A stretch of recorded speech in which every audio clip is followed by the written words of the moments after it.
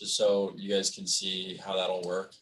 We can also broadcast live to Facebook and where else? So now, though this will play havoc with you on YouTube, you can see it live happening, being streamed from the CodeFresh channel. We can actually create through the CNCF. Well, we have an Argo YouTube channel, so we can actually we have to do some stuff to enable it for live streaming, but we can basically set it up so that this can stream on YouTube, and then you can just send this link out. Like you can just post it on YouTube, like, hey, we're doing the community meeting now. Here's the YouTube, and you can put it out, and then you don't have to worry about people, you know, potentially, you know, bombing the Zoom or whatever, or even it's like if people just want to put it on and listen to it or watch it later, they can just grab the YouTube video, and then you don't have to post it later because it's now just on YouTube. It's just available there. So. Oh, okay. Yeah.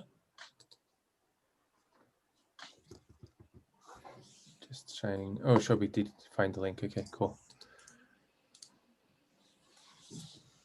So now that you're all panelists, you can start or stop your video and audio at will. And then for anybody that joins, they just join automatically as an attendee, and we can always promote them up to a panelist, and they can use the Q&A feature to like just ask questions or like put stuff in there that people can answer. And yeah, so this gives you like pretty fine-grained control over who's speaking and stuff. And so if somebody has a question and they raise their hand, you can promote them temporarily as a panelist to ask their question, and then you can demote them back down afterwards. So for community meetings, if you have like 50 plus attendees, this is especially nice because people joining that aren't panelists, you don't have to worry about muting their mics or anything because they're just attendees. You don't have to worry about spammers joining.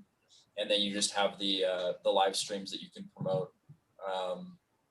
And you can say, hey, if you just want to watch the live stream, here you go. If you have any questions, feel free to join the Zoom as an attendee.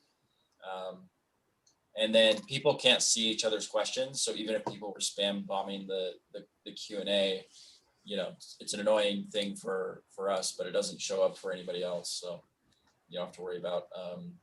The reason we started doing this is because we were doing weekly like coffee chats with CodeFresh, and we just were using a regular Zoom meeting that was just totally open, and we would promote it all over social media. And when we did that, people would start bombing the Zoom, and we had somebody join and quickly share their screen, and what was on their screen was illegal and a problem. So that was very unpleasant for everybody, and like obviously nobody wants to be part of that ever. So that's when we switched to this webinar format, and it's worked really well for us. And I believe we actually get this through, we're using the CodeFresh account right now, but we can actually get this through the CNCF account. After we disabled the registration, which I didn't know we could do, it basically just functions like a regular Zoom. Except you just have to promote panelists, and then you unlock the Q&A, and you unlock the live streaming. So we would have to get the CNCF Zoom account to do that, right? We have one. Yeah. Oh, we have one already. Okay. So, is this a paid feature or how? Yes, it's a paid feature of Zoom. You get some short period of time for free. Otherwise, you need the paid one. But I think the CNCF would give it to us. But now that I've turned off the branding, even using the CodeFresh one isn't bad. And then just to do the live streaming, I would need to get access to the YouTube account and the Facebook account and stuff. Yeah. Henrik, maybe check out the CNCF Zoom when you get the chance. If it doesn't have the feature, we can ask Chris. I did see the webinar feature when you log in. Right. So it's the idea that when we have our community meetings, is there a way to automatically make like at least all the maintainers the panelists, and then so they just join and their faces show up, or how does Or do we have Yeah, to every so- meeting we have to go hunt the? Oh, he's a maintainer. Let me go promote him, or she's a maintainer, and make. Yeah, we can just have and we can even do it as a CSV if we wanted to have it as a static file. But we can just upload that list to Zoom, and those people automatically show up as panelists. You'll get a panelist invite link in your email, and then if you're logged into Zoom, it'll automatically just drop you into the panelist view, which is like, I think Heinrich and Alex and Ed, theirs worked right off the bat, and then I had to promote Ben because I don't think I had you as a panelist yet, and I had to promote Shubik, and then Jesse. I don't know if we had you on there or not, but yeah. I was originally attendee, and then suddenly my Zoom view switched around, and then. Oh yeah, I promoted you then. Me. Okay. Dan, by the way, it's Henrik, not Heinrich. So. Oh, sorry, Henrik. So. Close enough. I've heard a lot worse. It's all good. Okay. Okay. On with the program then. Yes, I mean, I'm positive to using this instead. It seems like a couple of things to figure out initially, but after that's been figured out, I think it seems like this would be just as smooth as using regular Zoom, but with some additional features. Yeah, and once we get like more people attending, which we may, especially since like maybe reviewers might be interested. Yeah, like Dan said, I think not just for this, but also for the community. But also for the community meetings, it makes sense. Where I think there's a bigger risk of spam. Yeah. Yeah, for the Bootstrap committee meeting, I wouldn't even bother. Like it's not really a big reason to do it. But for the community meetings where it's like, we want to go and promote this, we want to go post it on social media, we want to have people joining live, and even just like getting into the habit, like if everybody, when we do the community meetings, post like, hey, we're live in the community meeting, come join, and they throw that on social, like you'll double your numbers in the community meetings really quickly. Yeah. And it really starts building that audience and getting people excited, and that engagement goes up. And then it's also showing up on YouTube and Facebook. So if people are following the channels, then it pops up in their feeds and they see it's live. So it's an additional way for them to join. But yeah, for the Bootstrap, that's just for us to try it this week. But yeah, I think if we default to this for the other meetings, then there's really no reason to not use it here either. Might as well just be consistent throughout. Sure. Yeah, it looks pretty easy to use. One thing I noticed though is that by default messages go only to panelists, and you have to pick panelists and attendees. I don't know if that default can be changed. I don't think you can change the default. Once you switch it to panelists and attendees, then it just remains open. All right. Okay. Okay. I guess the only thing we need to do then, make sure that someone joins all the meetings as from the Argo account, since they're the only ones that can promote, because that will be the host account then. Okay, I'll take a look at this as well with the CNCF account next week, and you can get this figured out. Welcome back, Shobik. Good to see you. Sure. So looking at the agenda, next topic is graduation update. It seems like we're still in a little bit of a stall here. The comment period for the due diligence doc has passed. It was supposed to be 2 weeks. But we still don't have really a clear picture of exactly what's happening next. There seems to be some voices in the TSC that says that we should stall and figure some things out. There are some voices that say that we should restart the process all over, but it's not clear exactly what we need to fix and what starting over even means. So we're trying to figure out exactly what those details are, because if we don't have to do many of the steps that we already did and we start over, then we'll land in exactly where we are now with just another PR. So that doesn't really make any sense. So we're trying to figure that out. We're going to give the TSC a little bit longer to see if we can get any official replies on the PR, the due diligence doc. If that doesn't happen, we'll try and set up a meeting with Chris here next week or so, and see if we can get some answers and figure out exactly what the next steps we need to do are. So Lei is still talking to the other TLC members, and I asked Lei to make sure that there's an official comment entered by the TLC in the PR in terms of what the state is and what the expectation is going forward.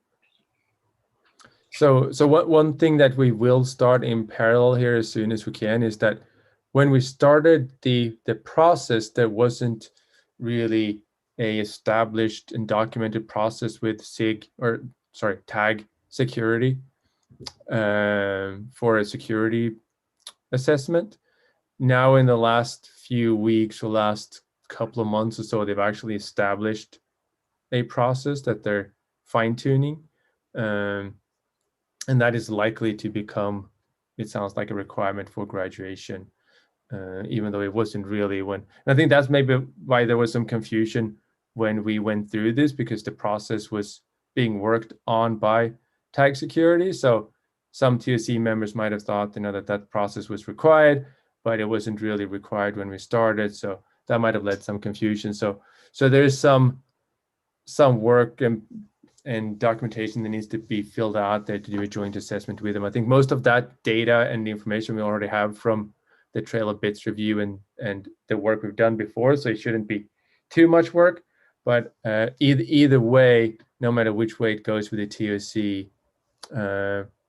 I would suggest and recommend that we move ahead and get that assessment out of the way. Either way, it's not going to make us look bad, and either way, we might as well get it done. So did Emily, like the chair, one of the chairs for tax security, say that this is something new? It is new, yeah. I think, and if you look at the repository and the documents, I mean, most of the documents are less than a couple of months or a couple of months old. Okay, but there's one project that did go through this late last year or something. Yeah, I think that might have been a beta customer maybe. Right now, they have two projects that are going through it. It's build packs and something else. Build packs and I'd have to double check, but there are basically two projects that are going through it, and so there's not a super long list of projects waiting to get in. So if you fill out the documents, get in on their list, then it should hopefully be pretty quick to get through these two. Yep. Build kits and cloud custodian are going through it right now. Okay. So did anyone commit to, you said you asked, I think, did anyone commit to providing public guidance on, like, just thinking projects need to know what's expected of them, right? And it seems like we're in a gap here where it's not clear what's expected of us. And it should be, this is not meant to be, like, I understand the spirit of the CNCF is not meant to be something that's like super subjective. It's meant to be like, here's projects that are relevant in this space. They meet a certain bar, they're good. Versus like choose, a subjective process where you're picking and choosing specific projects. Yes. Yeah. Right now the process is very, very, very opaque and very subjective, and I don't think that's the image that CNCF wants to portray either. So But. Well, Henrik and I have created a Google Doc to start documenting ways of improving this process. And so we want to go over that doc and have a discussion with Chris and Chuck at some point, maybe when this is all done, to improve it. But one of the main things is that all these discussions happen behind closed doors, for one thing. There seems to be random information injected into the process, some of which is inaccurate. Projects don't get a chance to reply to them, and so on and so forth. So this whole process would be better if it was done, I think, in the open. And as you were just saying, the actual sequence of steps and actual like standard for each of those steps is not documented well.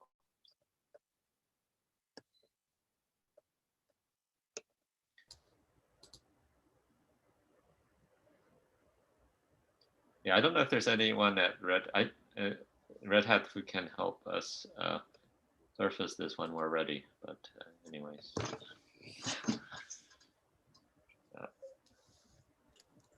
Something we can ask around. It's not immediately clear to me that there's someone that would be best to handle these issues, but I don't know. It should be something we can ask around maybe and see. I mean, Red Hat has a governing board member, but I noticed they don't have a TOC member. So. Right. We've noticed that as well. Okay. I don't know who gets to talk to the governing board member.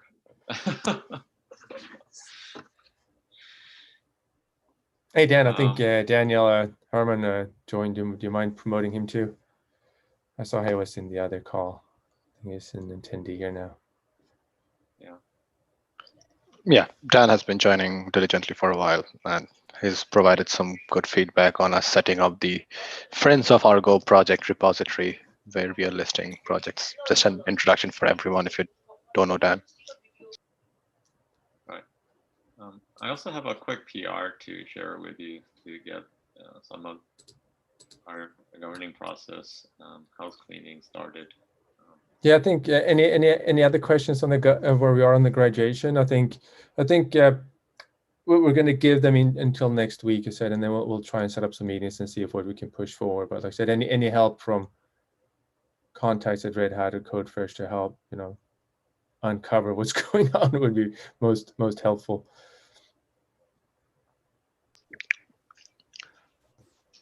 Sorry, one question on the graduation. I think Henrik, you did mention there were some questions on the Red Hat participation or some comments. Anyway, I could chip in somewhere in the doc or somewhere. Just curious.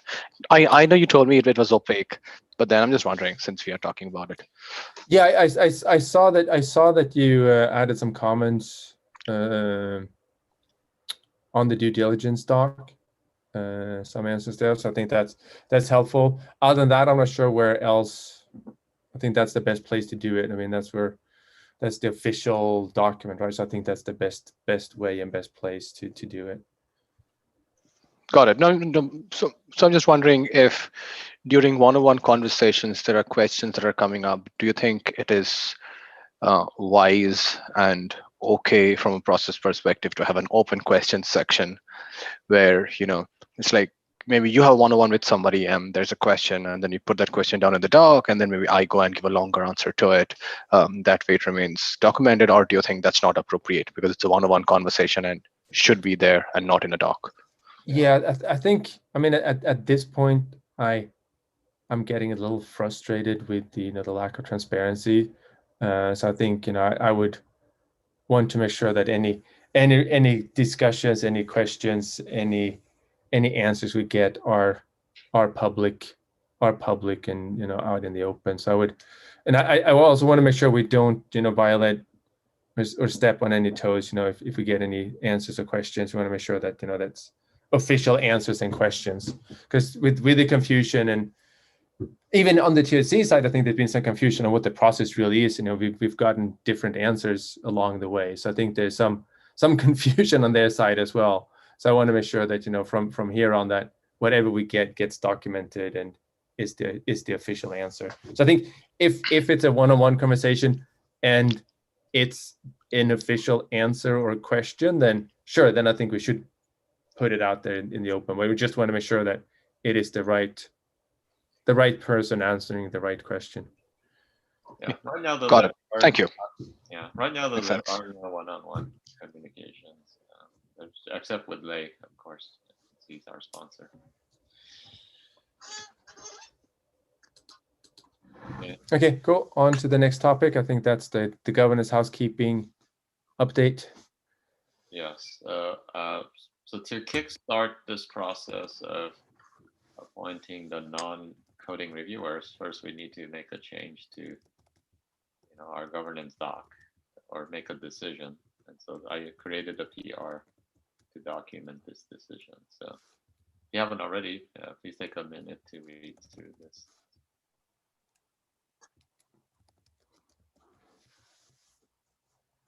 Did you say there was a change in this PR as well to the members membership No, file? this PR just documents this decision. This is the. Oh, okay.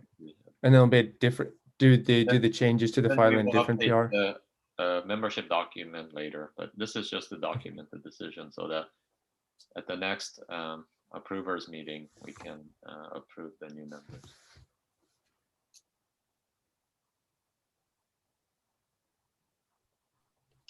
Yeah, this sounds good to me. And probably something for future is how does this list get expanded if somebody wants to contribute?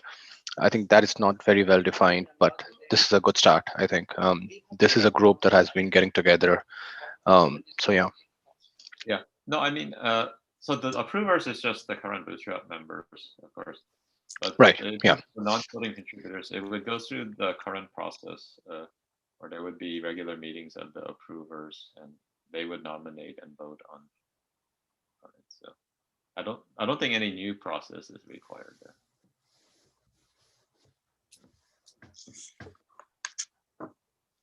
So who votes here? Is it the Bootstrap committee or No, the approvers current vote for maintainers? Membership.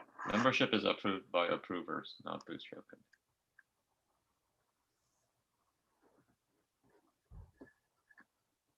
Okay. So far, we've had 2 membership approval meetings.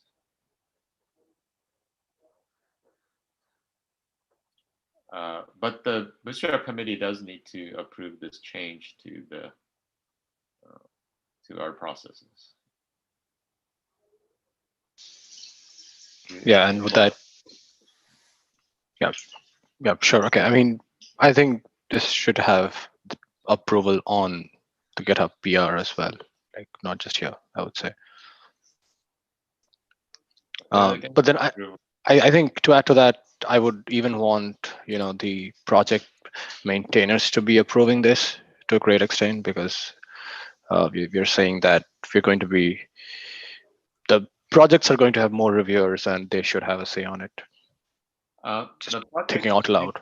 Maintainers get a vote on issues, but they don't currently they don't participate in the membership meeting because some of those memberships are basically promotions to approver, right? So it wouldn't be it would be weird if reviewers can approve approvers. Yeah.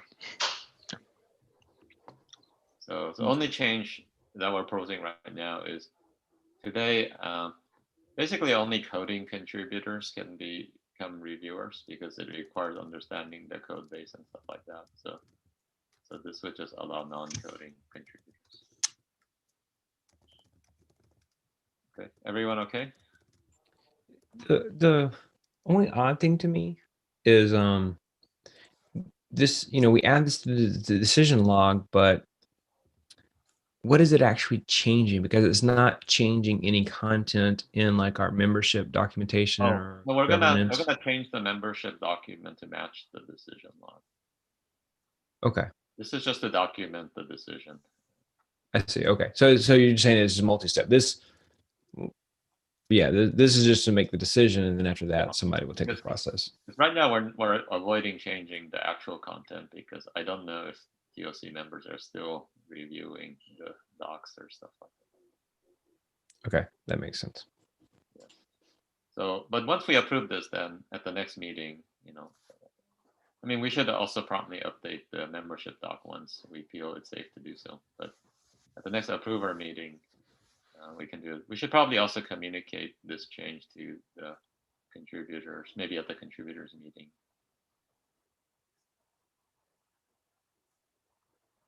Yeah, agreed. Yeah, I think we just on the point. Yeah, I think we said last week or 2 weeks ago that we don't want to do any changes now until we get an official answer from the TOC what we need to change, what we need to do. We don't really want to look, like we're trying to make big changes during the process and rock the boat. So I think we'll just kind of keep our cool for another week or so until we hear back, and then we can start implementing some of these changes. Okay. Yep. Any comments, Jesse?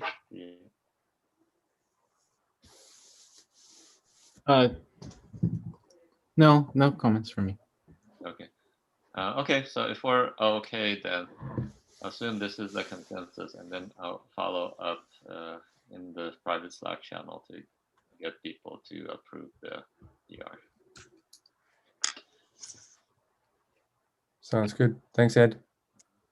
I think the last thing I had on the agenda was putting Dan on the spot for the website updates. We talked about that some time ago, and I haven't heard anything more since then. We saw some really cool design proposals. Just wanted a quick check in and see what's going on there. If there's been any more progress. And sorry again for putting you on the spot here. Not at all. Not at all. No, I'm glad you're asking about it. I talked to the designer and engineer about it about a week and a half ago, and they're working on taking, because we got some good feedback about the designs that we had done, and so now they're going and updating and creating the template that will match also the documentation and the other pages, and then we should have a workable prototype in the next few weeks that the team can look at. I really want to make sure it's done before graduation, so that's kind of the deadline I've got in the back of my head. But yeah, they've been working on it for the last 10 days now, so I'm just waiting to get back from them. So I imagine early next week I should have something from them. Oh, great! Sounds good. Looking forward to it. I think that's all that was on the agenda. Is there anything else from anyone else you want to bring up?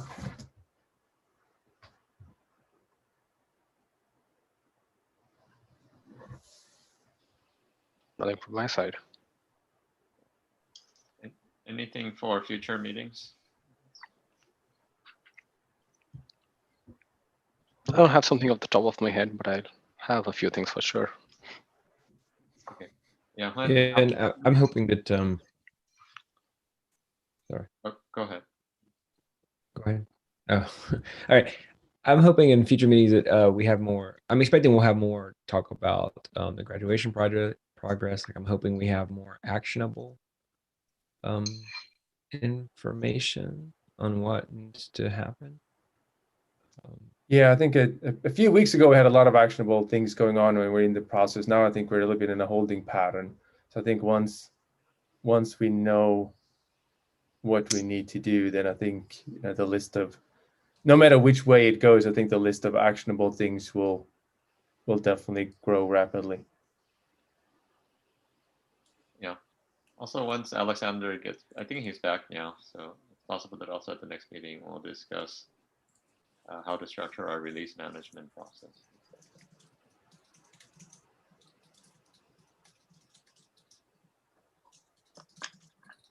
Cool. If there's nothing else from anyone else, then give you half an hour of your Friday back, and we'll speak again next Friday.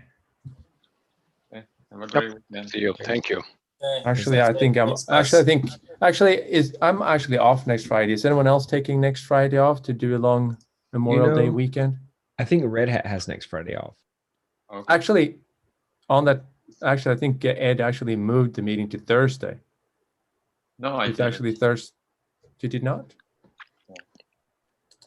But maybe we should skip next Friday then and meet the Friday after that. Yeah, I'm off. All of Red Hat Should- gets next Friday off. If sounds like we might just skip next Friday then, if we're not going to have consensus. Seems like some people are going to be off.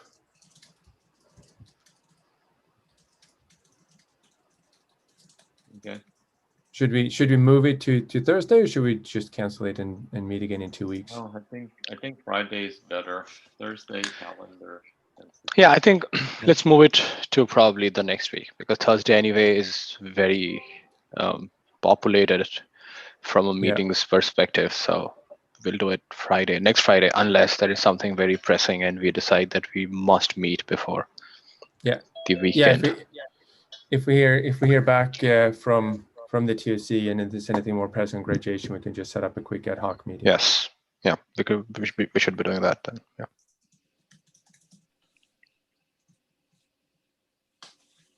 All right. Thank you, everyone. Sounds good. Thanks, everybody. Take care.